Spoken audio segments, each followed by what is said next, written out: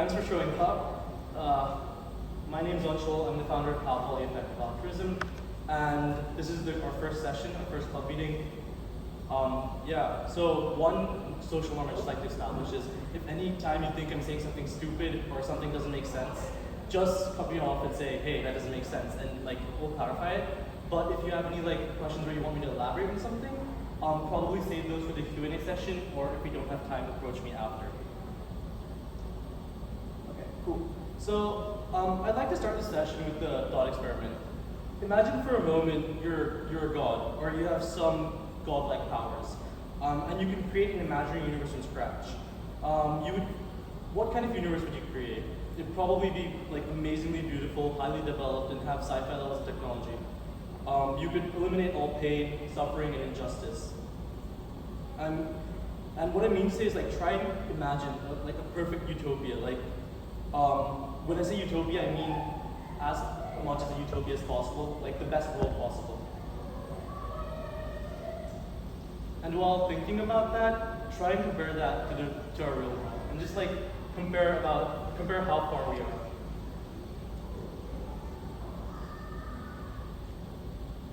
So I think we in fact don't really live in this perfect utopia.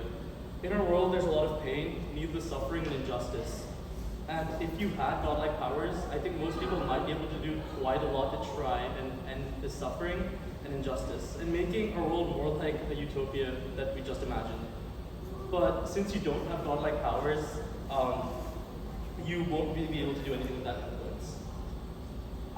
I think that even if you scale down the amount of powers you have, you'd probably want to do something to slightly move the world from the dystopian hellscape towards more of a better world, and you would try to want to move the world better.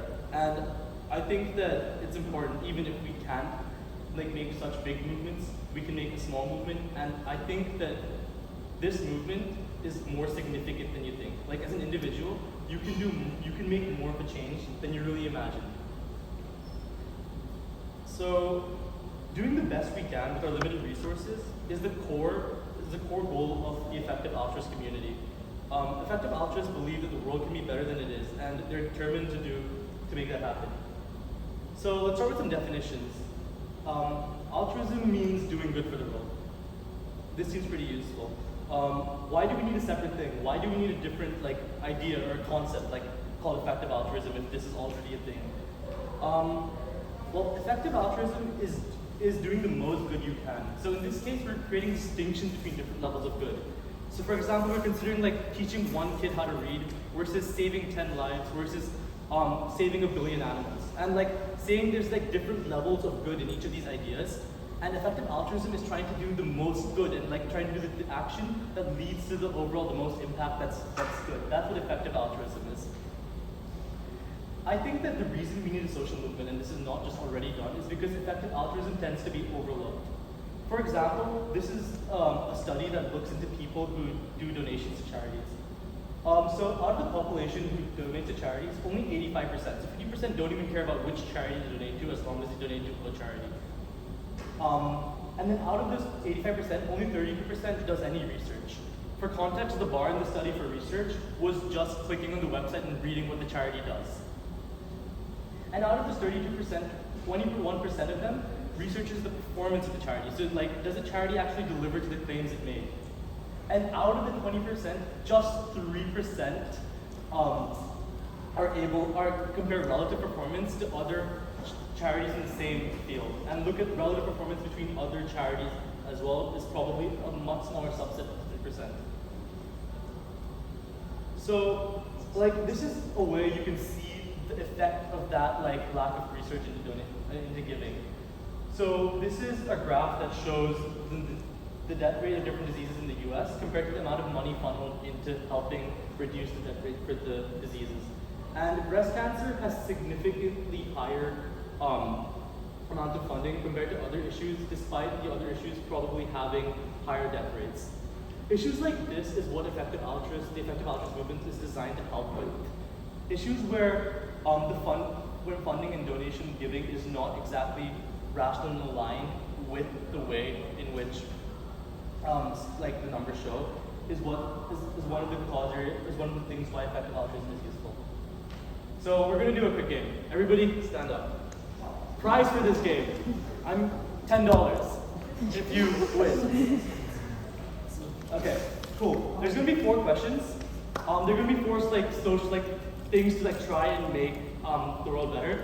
And we're going to see if it had a positive effect, negative effect, or no effect. So both hands up is positive effect. Both hands down, negative effect. Hands crossed is neutral effect. Okay? Here. So this is our first one. Electronic baby simulators. This was a program that gives electronic dolls to teenage schoolgirls who then take care of the baby over a weekend. They respond to its needs for feeding, burping, changing, and the dolls are designed to call for attention 24/7 randomly. The idea is to convince teenage girls about how difficult it is to raise a child and therefore encourage more use of contraception. Okay, so positive effect in this context means that it reduced the chance of teenage pregnancy and increased contraception use. Negative effect is increased the chance of decreased contraception use, and no effect is it did not have any significant effect. So what are your guys' answers? Wow. Okay. It had a negative effect. So whoever didn't put their hands down, sit down.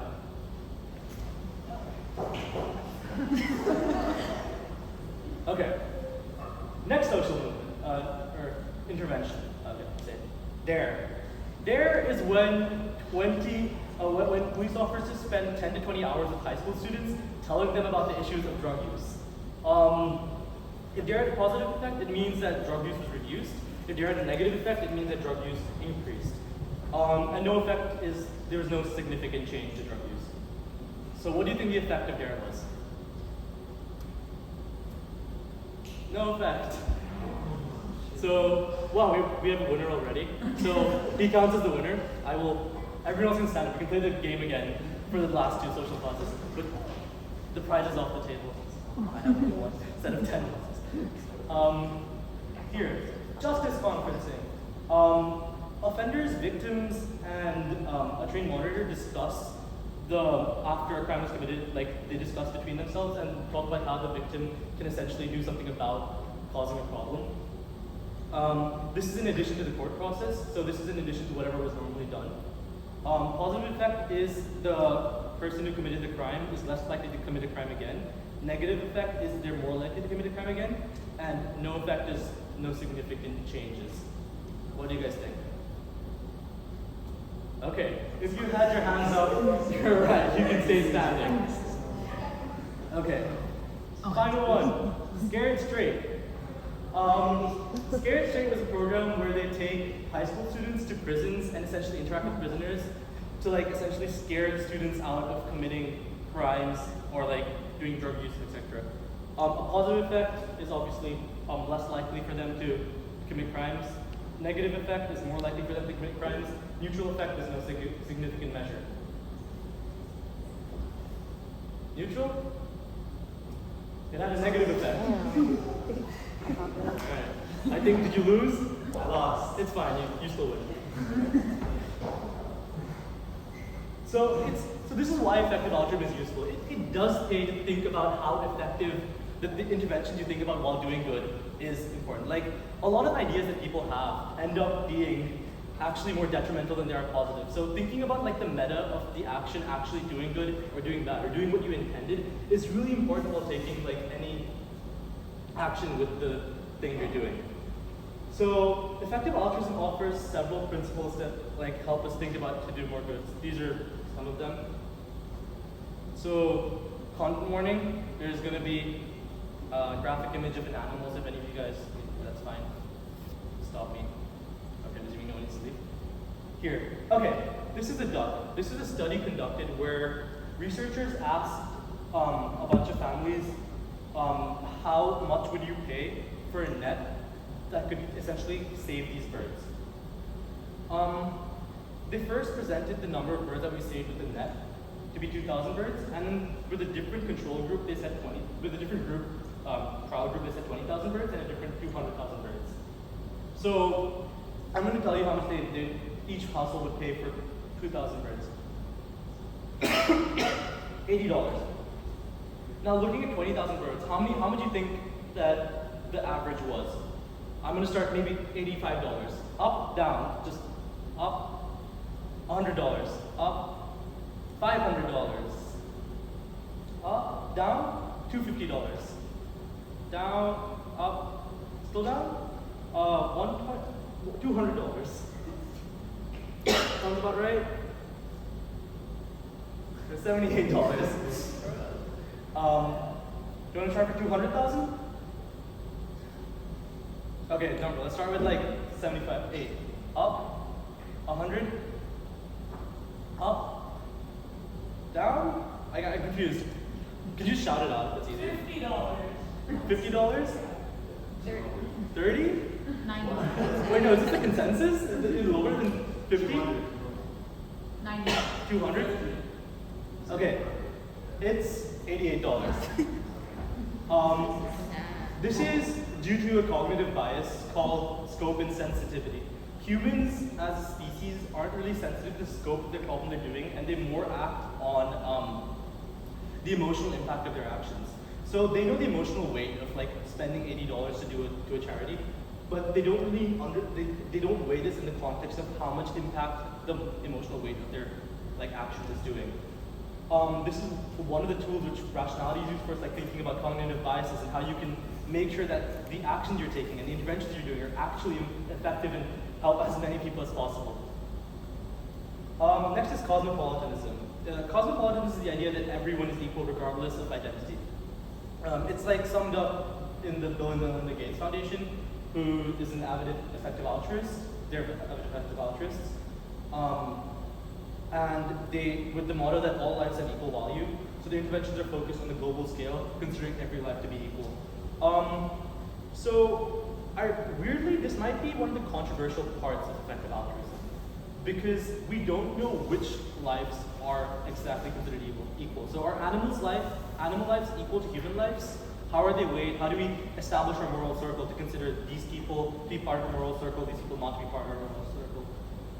Moral patienthood is a pretty difficult conversation amongst EAs, and it's one of the cruxes in which EAs tend to disagree about what cause is the most impactful cause to work on. So one outcome of this thing is that it doesn't matter if you're helping someone in your local community or helping someone in Africa or in India or like somewhere where you can have probably more of an impact, because if everyone's equal, then the actual amount of things you did is good. This is considering some caveats apply, but yes, this is a generally accepted idea in effective altruism, where helping someone away from your local community is about the same amount of impact as helping someone in your local community.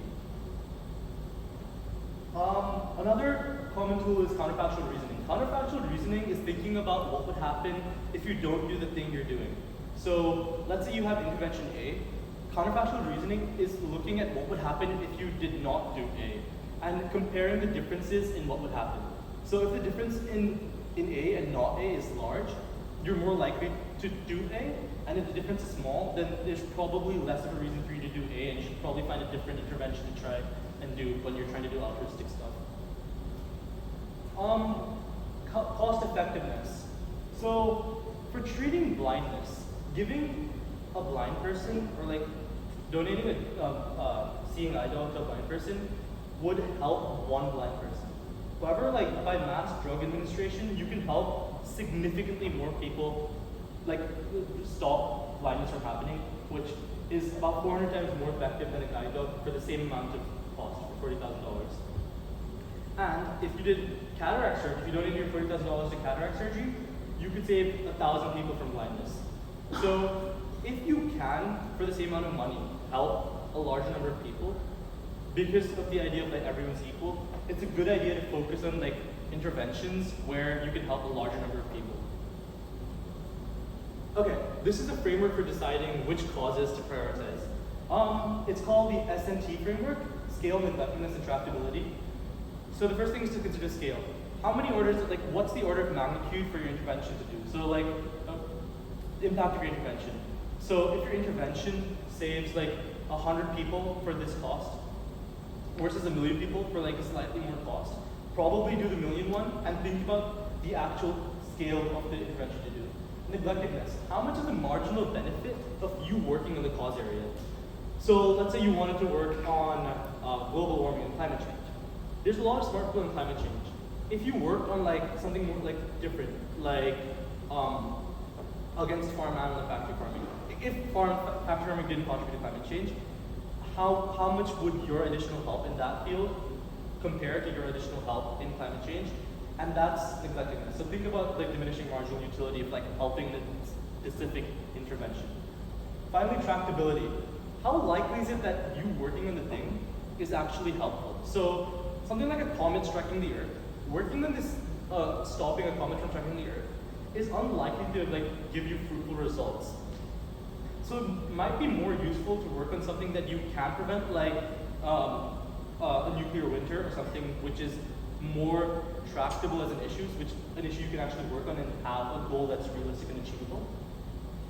So this is a general framework. Another idea that is common among CAs but not necessary is cause neutrality. So cause neutrality is the idea that there's no difference between a lot of different causes. Obviously, you can still have like a deontological rule about a specific cause, or like just don't do a specific thing. But in general, cause neutrality, as someone who's like existing, and if your goal is just to do the most good, then different causes, different amounts of impact should be weighed about with the absolute value, and not like given different weight depending on how much you like it or based on your intuition. Cause prioritization. And cause prioritization is the idea that one intervention might be better than the other intervention. So like, there might be a way to like make saving one animal life versus saving five saving five animals and saving one humans. Figure out a way to make them commensurate in your own value system and try to compare which one's more of a priority for you to work on. And think about it like that. That's what cause prioritization is. So using the S&P framework, or not using it, these are some specific random cause areas which we're trying to figure out which intervention to do.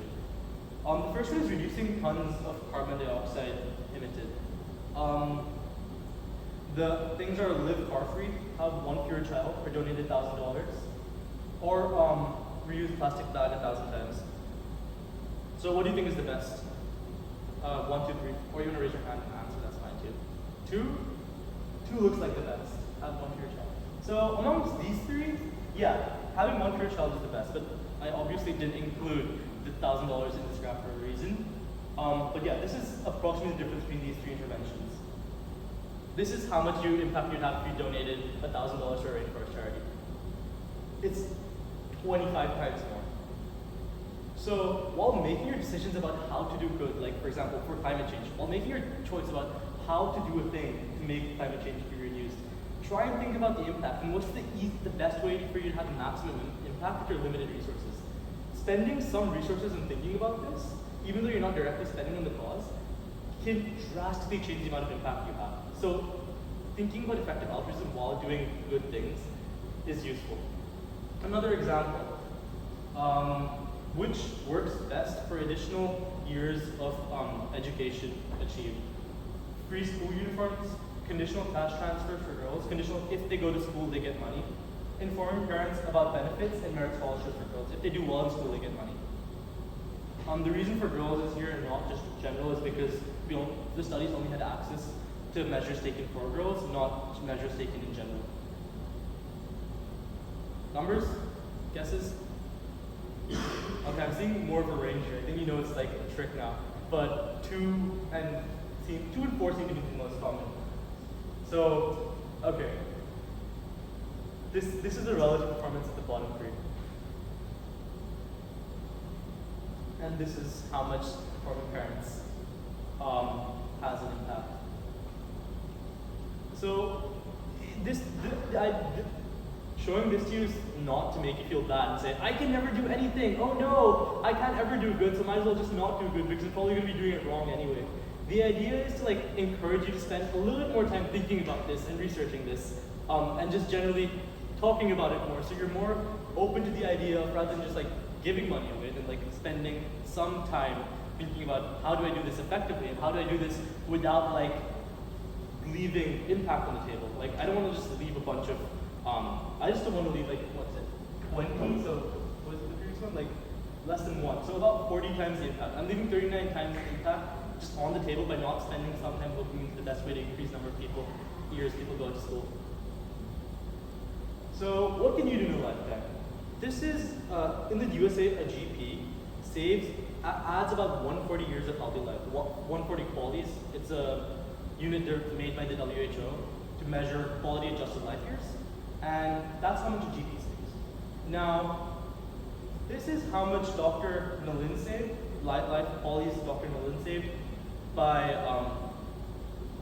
inventing a oral rehydration solution to fight against diarrhea and cholera, so that people didn't die of like lack of nutrients after getting one of these diseases. And this is how much Dr. Landsteiner saved after discovering blood groups. And because research continues to let you save lives even after you've done the research, whereas as a doctor, you can only save lives at a specific moment, and once you're done doctoring, why were you stop doctoring? You stop saving lives. Another idea is why these are probably these are interventions that tend to do more good than being a doctor.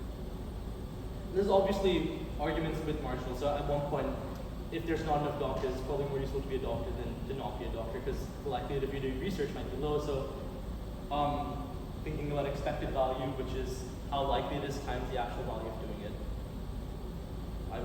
That was very vague, because if you have any questions about the last thing I said, just let me know, because I don't think I explained it well at all. Okay, good news. You have a lot of impactful career options. You're in the US, firstly. The median income in the US is around $31,000. And this is already the 97th percentile of world income. And you might say purchasing parity is different in different countries, but this graph shows it with adjusted to purchasing parity. So $2, how much you can get for $2 in the US is the same as how much you can get in $2 in a different country. Like the amount of stuff you can get for the $2 is the same in this graph. So we're significantly in the US have much more power with our dollar. So one marginal dollar to us might be not as useful as giving one marginal dollar to like a place which is where the income is much lower. And the average amount of income for average Cal Poly grads is around $80,000, and that is in the 99th percentile. And that's not question hard adjusted, because I couldn't find a tool that let me check it with the adjusted purchasing power. Project idea, if anyone wants to build that, I think it'll be useful.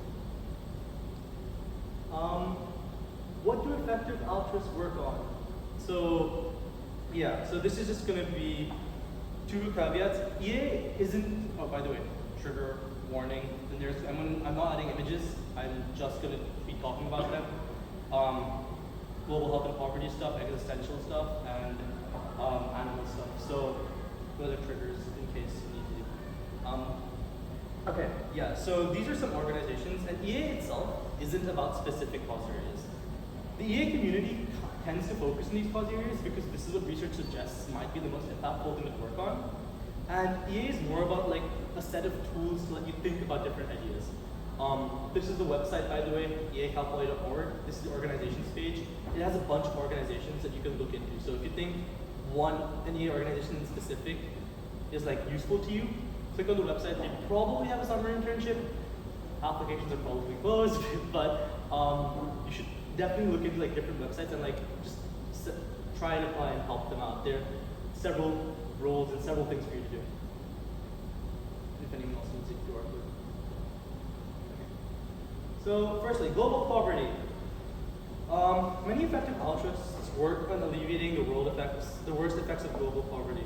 People all around the world suffer and die from preventable diseases because they're impoverished. The global extreme poor live in shockingly bad conditions. One MIT survey of 13 countries found that, quote, the extreme poor consume an average of 1,400 calories in a day. That's just about over half the recommended amount, while spending most of their income on food. The majority are underweight and anemic. Most households own radios but lack electricity, toilets, or tap water. Less than 10% of households possess a chair or table. So these are some organizations that work on global poverty. If you have any questions about them, feel free to approach me after. Just Google them and click their page. Yeah. One example I think I'm going to talk about is the Against Malaria Foundation. The AMF works to distribute insecticide-treated bed nets to areas in which there's a high risk of malaria transmission through mosquitoes as vectors. Because mosquitoes bite mostly at night, protecting people while they sleep dramatically reduces their chances of contracting malaria. Each net distributed at the AMF costs about $2 and lasts for 3 to 4 years, and protects on average 2 people. What they do is considered to be very, very high impact. And if you notice the previous give law also notes the AMF as the most impactful charity in global health and poverty. That's because there's very, very strong evidence that this works, and they estimate that every 100,000 nets they distribute, they save the life of a child. So save the life of a child means adds enough qualities to a child's life to count as one entire lifespan. That's the unit for how they're measuring that. And so if you think about it in this context, if you spend money for this global health and poverty intervention, you can save one human life, adjusted human life, for about $1,500. Farm animal suffering. Another large problem that effective altruists work on is the problem of farmed animal suffering. Many animals have really terrible lives. For example, in factory farms, they live in cramped, dirty, and desolate conditions before being slaughtered. Some effective altruists work to either reduce the number of animals who live in these conditions by promoting stuff like dietary change, so switch to veganism, or using alt meats instead of actual meats, or trying to use more environmentally conscious, more like organic foods and stuff. Others work to reduce the biggest causes of suffering on factory farms, like they try to make better versions of battery cages for egg-laying hens, so that this is a way that if they don't believe that factory farming is a tractable issue, like stopping this is impossible because of economic incentives, they work on making it an economically equal rival to the thing that is just better conditions for the animals in the same footprint. This is something that is pretty annoying to think about. This is the number of animals used and killed. Is that not on the screen? Okay, okay, here. So this is the number of animals used and killed. Down here is the number of animals killed in the lab, and these are the other areas down here, a very tiny bit. This is funding to animal charities. The majority of the funding goes to shelters. Shelters is a tiny, tiny, tiny bit. The other stuff, which doesn't even show up on the graph, is another significant portion of the money to the animal charities. And then the rest of the money goes to farm and lab in about equal proportions. Similar to healthcare in the US, the distribution of funds is not done well, and effective altruists would probably focus on pursuing the most tractable issue in this context. Donating $1 to factory farming is much more effective. Against factory farming, don't give money to factory farms. Against factory farming is much more effective than it is to give money to shelters. Animal suffering. Animal suffering is wild animal suffering and non-farmed animal suffering. So one example is the Fish Welfare Initiative.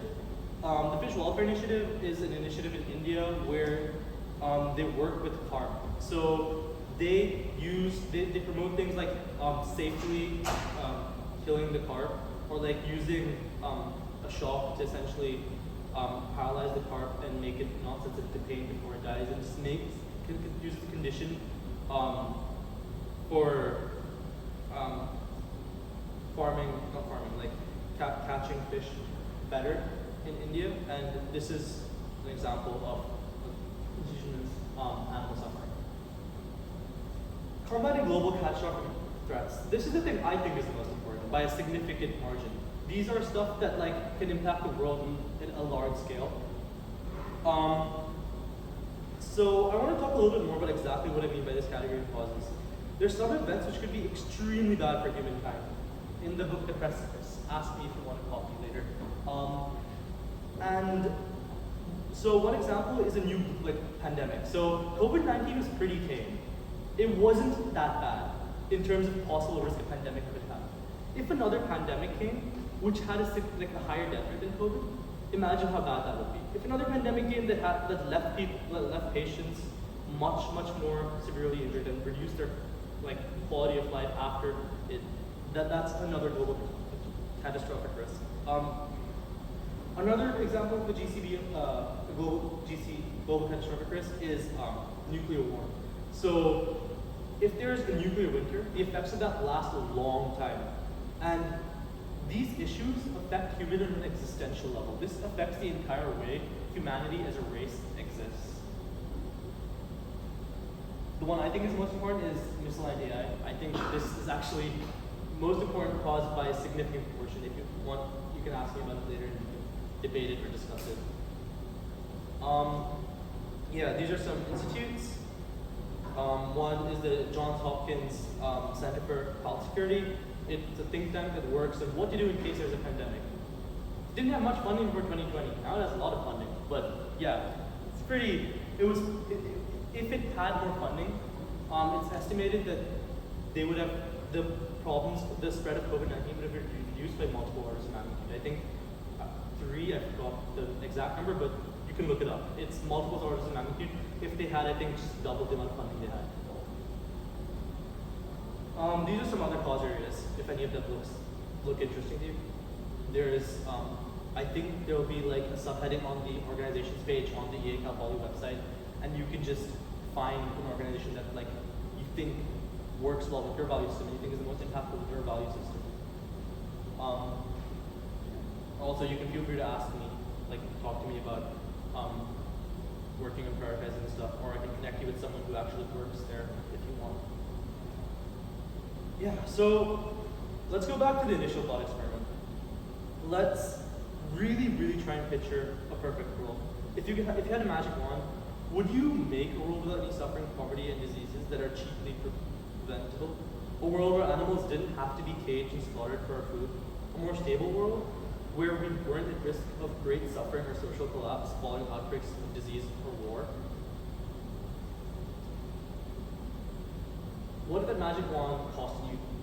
How much would you pay to use that magic wand? Even though we don't have any magic wands, we don't have any easy solutions. I think that working on these issues is extremely important so that we as a species can live. Firstly, I think we as a species continue to live, it's important to work on these issues, and to live a good life, it's important to work on these issues. So, in conclusion, the framework used by the effective altruist community aims to help as many people as possible with unlimited items and resources. And there are some tools we can use to help us do this. Looking for opportunities to do good everywhere, comparing the effects of different interventions in different cause areas using evidence and reason, and trying to make commensurate stats to measure them, or if not stats, looking at arguments and looking at which argument impacts a larger number of people or has a higher impact. Choosing consciously what opportunities to work on. Looking at opportunities to do good through the framework of the S&T framework. Excuse me. For me, using this A framework is an exciting opportunity to use my power to help improve the lives of others as much as possible. And for all of us, it's an opportunity to fulfill a desire to make the world a better place and to bring our actions in line with our deeply held beliefs. Initially, I thought I, as a person, could not have any impact. The scale at which I thought my marginal impact would be was really small. But because people don't really think about how to have the most impact in terms of doing altruism at least, they may think about it how to make $1 billion pretty often, but not really in terms of how to do the most good. It's actually much easier than you think to have a really large impact. All of you are smart people, and I think you can really have a large impact if you put your mind to it and try hard and think about these ideas.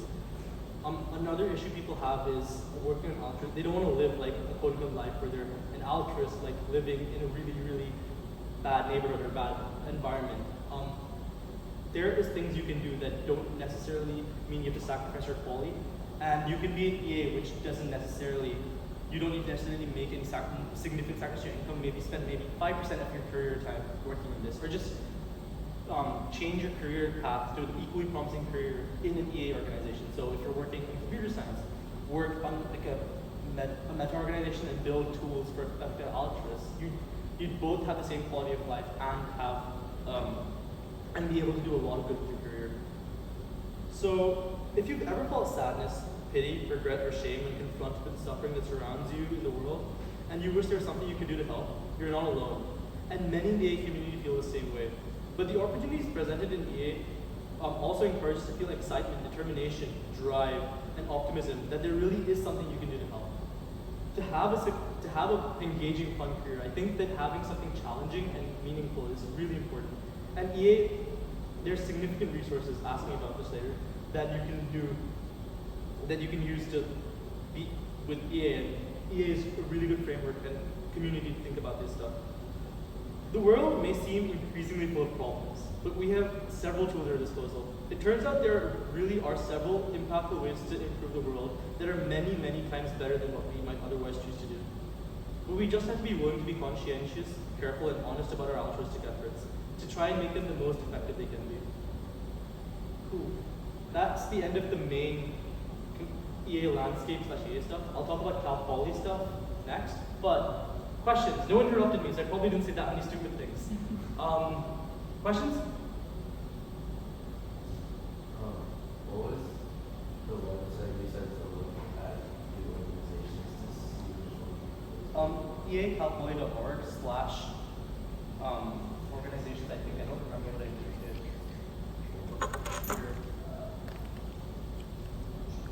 Or EA-organizations. You can probably find it through the page. Yeah.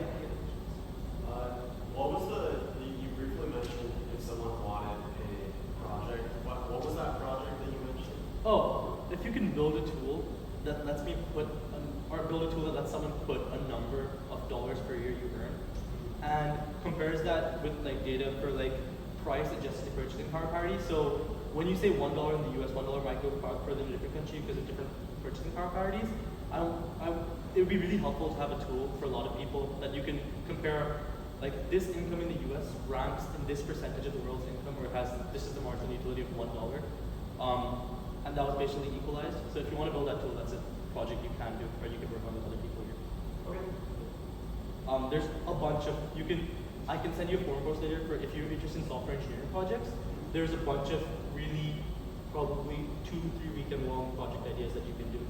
One thing that I've worked on is a Twitter bot that uses a stream API that basically looks at all the people and people who talk about the precipice for doing it better that aren't broadly connected to the EA community already. It notifies like EAs and allows them to reach out to them. So like try and transition their career to something more impactful. So if you have any questions, definitely ask me about the projects you can do that are impactful. Yeah. I'll send you any questions. Sorry, I have one more question, which is earlier you showed a slide comparing different how to help people affected by blindness, and you mentioned with $40,000 you can help 1,000 people that are blind using surgery. And I'm wondering if that's implying that the surgery costs $40. Yeah. That is. I think I'm not sure of the exact study. I didn't read the study for this one. This is in an article where I just screenshotted the graph, but the implication is not specific to this cause area. What I was trying to convey was more like, well, with $40,000 and you think blind is the worst thing that can happen to someone, and that's like in your value system, being blind is like net negative, very heavy negative. So reducing the amount of blind people is the best way to like make better total utility. In that context, you'd probably want to work on the thing that does reduce the amount of blind people. So cataract surgery. That's what I was trying to go. But you should be able to Google it pretty easily. Like, any other questions? Anything? Yeah. What's the difference between effective altruism and utilitarianism? Well, so a lot of effective altruists are consequentialists, but I don't think they're like the same thing at all. Like I think that it's just easy like for people with a very like numbery mind to be utilitarianism or thinking about what they should be. But I think that even if you had like other ways of like thinking about applied ethics, they tend to like effective altruism ideas tend to be really helpful regardless of what, because like if you had like for example you're a virtue ethicist and you think that it's good to be like if one of your virtues just try to do as much good as possible, or that's EA's virtue. But if you had a virtue that's trying to help people, I think like thinking about EA ideas while trying to like fulfill that virtue is also useful.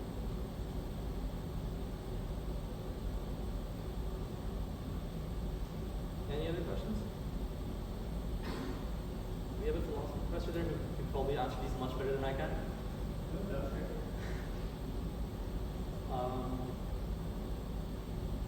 Cool. Let's go to Cal Poly specific stuff.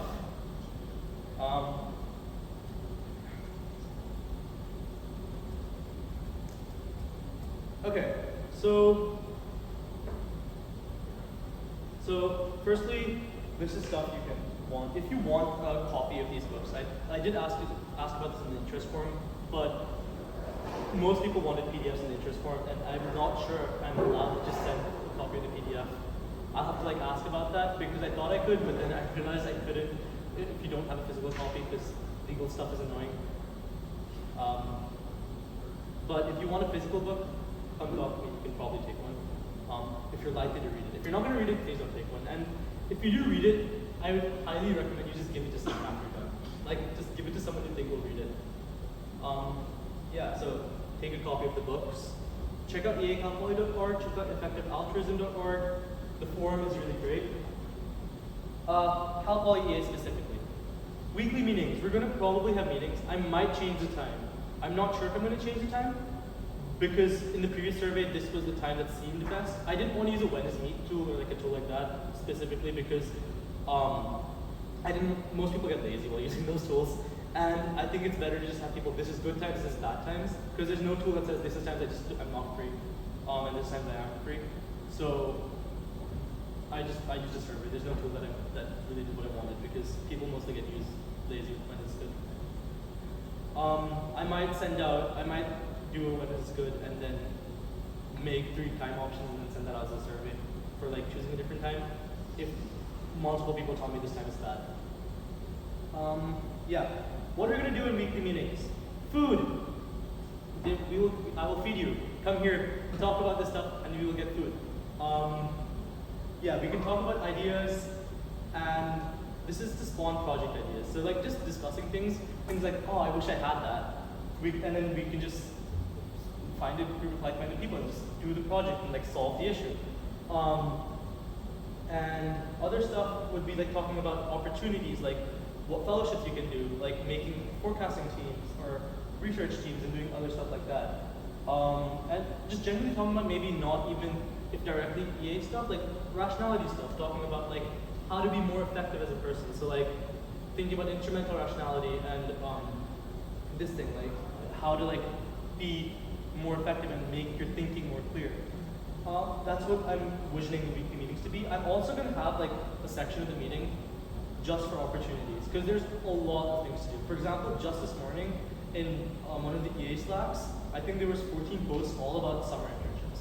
And I know a lot of people have like difficulty finding summer internships, and if you can do a summer internship that both does good and is also like good, then yeah, I think it's useful. So in weekly meetings, I'm going to discuss those.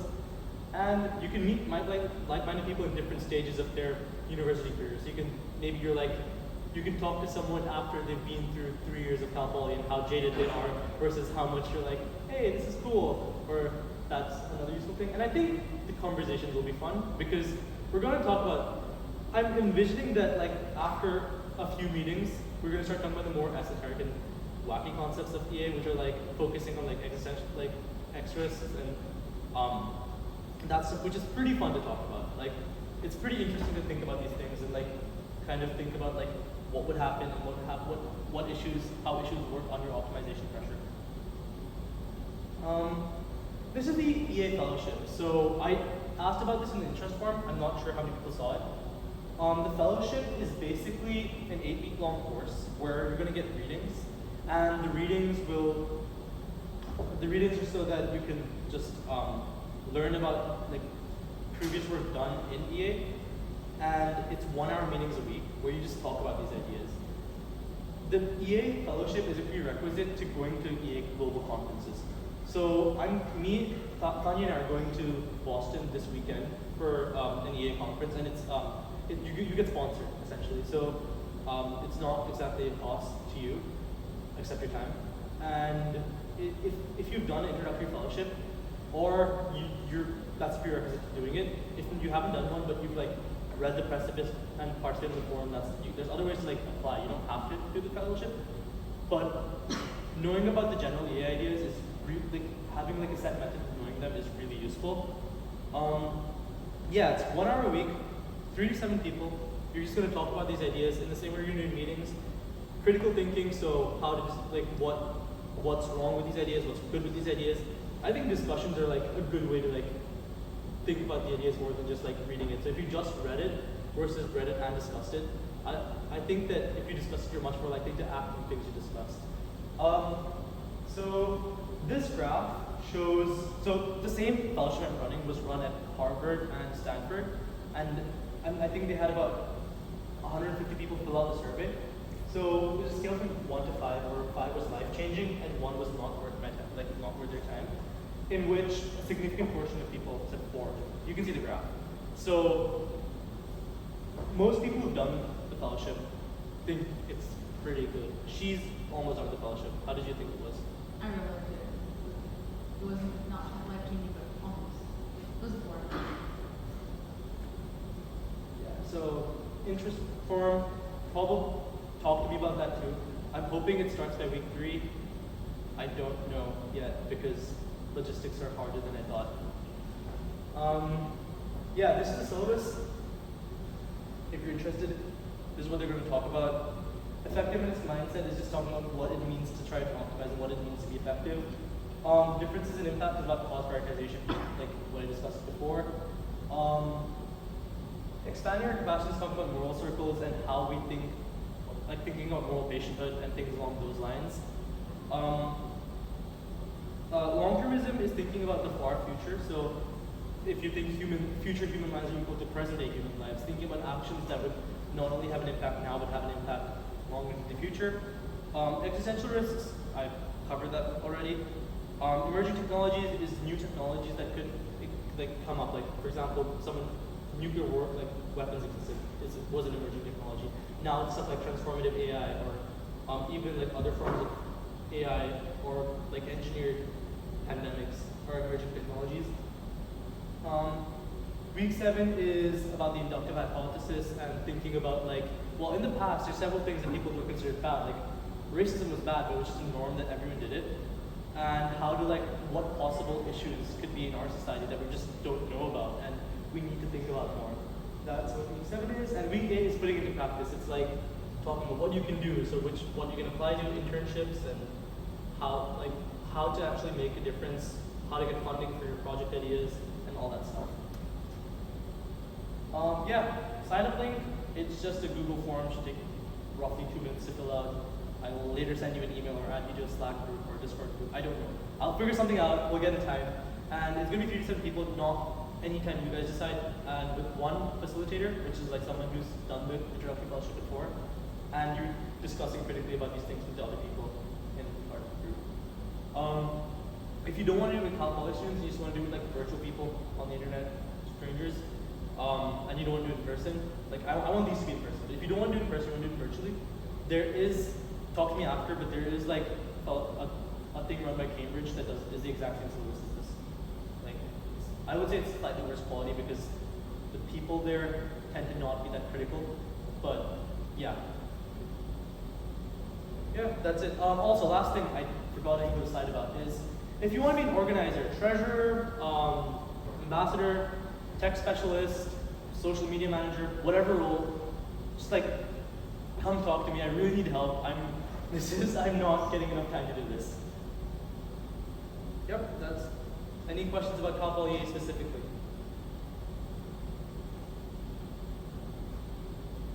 Cool. Now this time is set up for socialization. We can talk to each other and do stuff. Does anyone want books? Are you going? I have a question on the books. Can I was you recording the explain- entire time. How do I do this? Yeah.